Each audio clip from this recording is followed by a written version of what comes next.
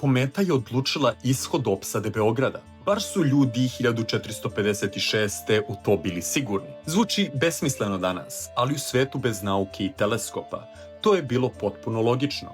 Za ljude tog vremena komete nisu bile lepe pojave. Bile su znak nevolje. Verovalo se da najavljuju ratove, kugu i smrt vladara. Hroničari pišu da komete seku nebo poput vatrenih mačeva. Ljudi se mole, očekuju najgore. I nije to prvi put. 1066. godina kometa se pojavljuje pre bitke kod Hastingsa. Ubrzo Normani osvajaju Englesku.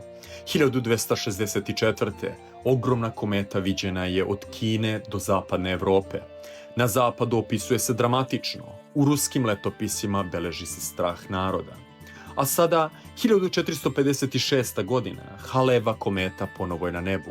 U isto vreme Sultan Mehmed II napada Beograd. Ishod neizvestan. Papa Kalis III naređuje molitve, uveren da kometa donosi zlo znamenje.